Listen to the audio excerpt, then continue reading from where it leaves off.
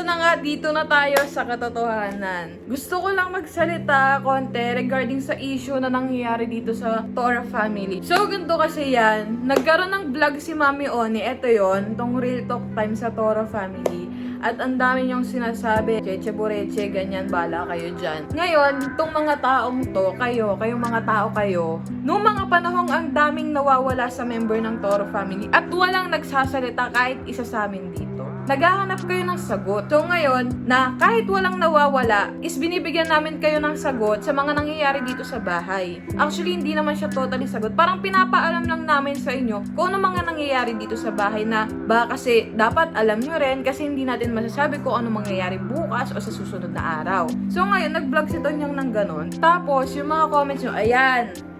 Yung mga comments na yan, sobra na naki-question na yung pagiging leader ni Tony, na naki-question na yung pagiging mama Marie ni ate dito sa bahay, na naki-question kaming pamilya. So, ganito lang naman yan, guys. Wala akong pakialam sa sasabihin nyo na sip-sip ka, ganyan, ganito, ganyan. Wala akong pakialam. Gusto ko lang sabihin sa inyo na in the first place, yung vlog na yun talagang negative ang maririnig nyo kasi negative ang pinag-uusapan. Talagang magsasalita kami ng negative. Ngayon naman, kung sa mga magagandang nagawa naman ni Be, marami din naman kaming ibabato sa inyo. Sobrang dami. Kasi marami naman talaga siyang nagawang tama eh. Pero kasi sa video na yon, ang tinatanong nga kasi is yung mga negative, yung mga reason kung bakit gusto mong mapaalis yung tao. Kasi guys, yung mga sagot naman namin is real talk talaga. Hindi kami ng sugarcoat. Wala kaming pinagtakpan. Lahat talaga ng mali sinabi namin kasi that's the point. Yun yung point ng vlog, 'di ba? Kasi kung pagiging kapamilya lang naman, wala ka naman talagang masasabi kay Be kasi masipag naman talaga siya. Ang problema kasi sa inyo, pag merong isang taong parang na hot seat, parang kawawang-kawawa naman siya, paano yung taong naargabyado niya? Huwag kasi kayong one-sided. Yun kasi ang problema sa inyo eh.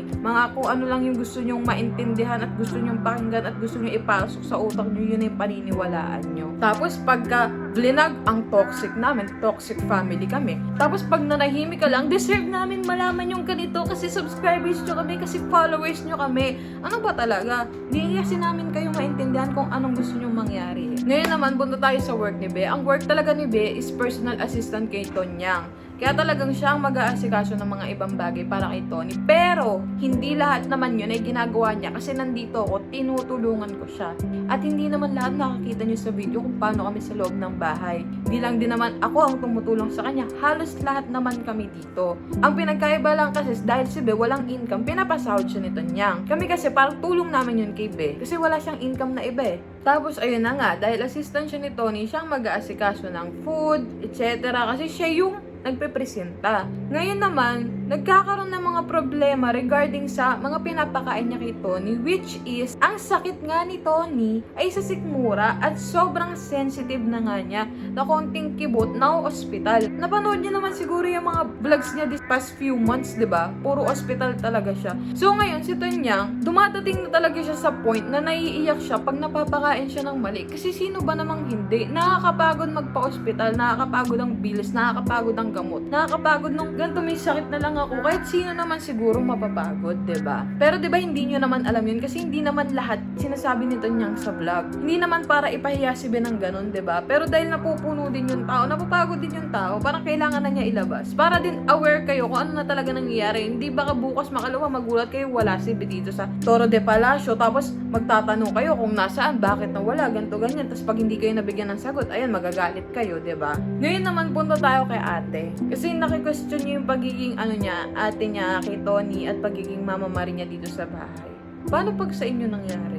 Paano kapag kayong kapatid nyo may sakit sa sikmura tapos napakain ng mali, ng panis or what? Anong mararamdaman nyo bilang ate? Minsan talaga nangingibabaw ang pagiging ate niya sa kapatid niya. Minsan nasa-set aside talaga ang pagiging mama Marie kasi sino ba namang hindi? Tapos kikwestiyonin niyo siya na dapat ikaw na yung maalis din sa Toro family. Bakit ganyan ka magsalita? Bakit ganito ganyan? Pag sa inyo nangyari, pag mina-hospital sa pamilya nyo, pag alam nyo may sakit yung tao sa sikmura tapos napakain ng mali, paulit-ulit ako diba? Kasi hindi nyo rin maintindihan at paulit-ulit din kayo. Anong gagawin nyo? Hindi nyo maintindihan si Ate Marie kung bakit ganun siya magsalita.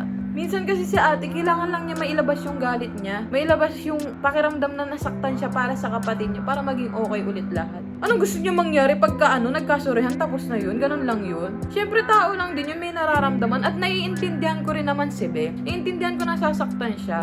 Sino rin naman bang hindi? Pero dapat maintindihan nyo na lahat dito ay nasasaktan para sa kanilang dalawa. Kay ate tsaka kay Be kasi hindi sila okay as of now. Hindi talaga. Pero hayaan natin sa yung time yung mag-heal sa kanila parehas. Hindi yung dapat ikaw yung maalis sa Toro family, trimitida ka, ganyan-ganyan. Be, bago maalis si ate Marie, maalis kami ditong lahat, tandaan nyo yan. Kasi ate niya yun. Yun ang sister's love. Lalo't dalawa lang silang lumaki na magkasama. Hindi nyo yun magets kasi Hindi ko alam kung bakit ba ganyan kayo. Ngayon pupunta naman ako sa sarili ko na ayan, yung mga comments nyo na yan, na ang dami-dami yung sinasabi about sa akin na tandem kayo ni Be, tapos ilalaglag mo din si Be, ha?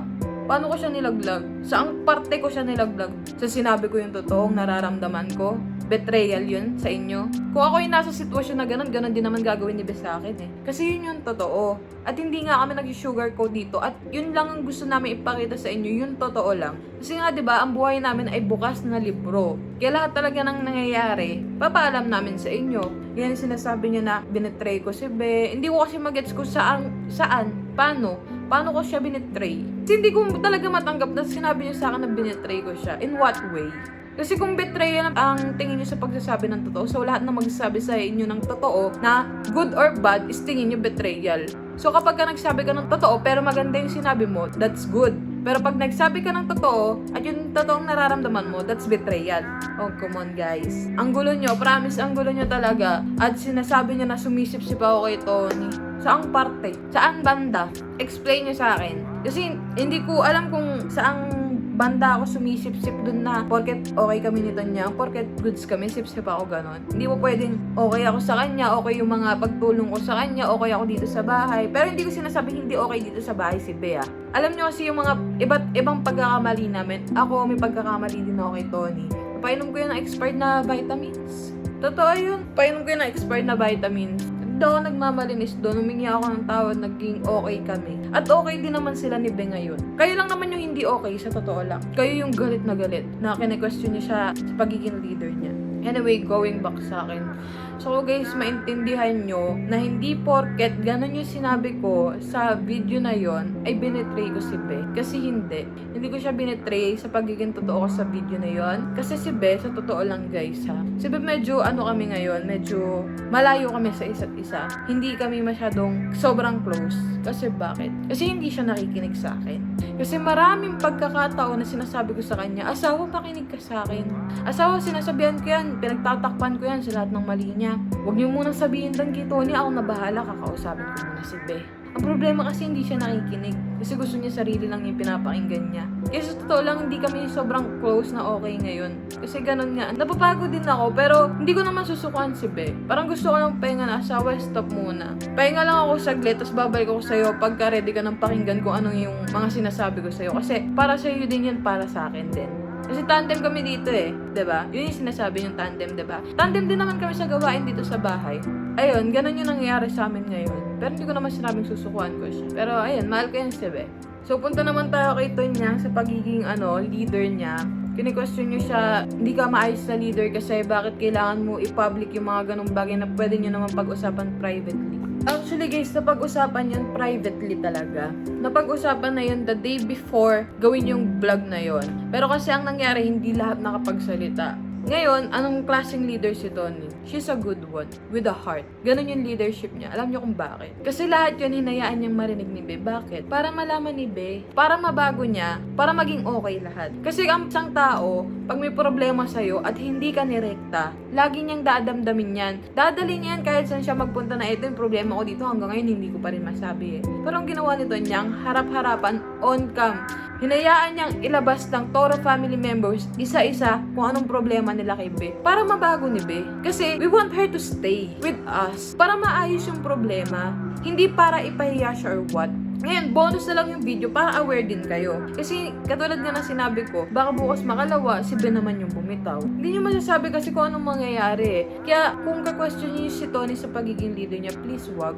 Kasi hindi nyo alam kung anong pinagdaanan ni Tony pagiging leader dito sa Toro family para sa aming lahat. Hindi nyo alam yung sacrifices niya, hindi nyo alam yung hirap niya para lang marating namin kung anong nararating namin ngayon. Wag na wag niyong question ng pagiging leader ni Danyang. Kasi sa pagiging leader, wala akong masasabi. Siya ang pinaka-the best na leader na nakilala ko. At dito ko na nga tatapusin tong video na to kasi medyo sumasakit na yung ulo ko dahil sa inyo, sa mga nababasa ko. Ngayon guys, isa lang ang ko sa inyo na please lang, intindihin nyo muna yung sitwasyon bago kayo mag-comment. Intindihin nyo muna yung sitwasyon bago kayo magsalita, mag-react at makasakit ng nararamdaman ng ibang tao. Kasi kung sasabihin nyo sa akin na, kayo nga hindi nyo naisip yung nararamdaman ni Be, bakit si Be naisip ba nyo yung mararamdaman namin? Kaya lang guys, maging fair naman kayo, huwag kayong maging bias at huwag kayong maging one-sided. Kasi kami dito, bilang family, tinatry namin i-work out yung lahat. May ayos yung lahat, may balik sa dati yung lahat. Hindi naman kami perfecto, nagkakamali naman kami. Lahat kami dito nagkakamali. Pero kanya-kanyang way kung paano namin naayusin. So far, si Ben, nasa working stage siya kung paano niya aayusin lahat. And I'm here to help. Sana ganun din kayo guys. Na nandito kayo para suportahan kami. Hindi yung pagmina. Panood lang kayong isang magulong pangyayari o mainit na sitwasyon. Bigla kayong babaliktad na hindi nyo inintindi yung buong istorya kung ano ba talaga ang nangyari. Basta ulitin ko sa inyo, hindi kami perfecto at nagpapakatotoo lang kami dito.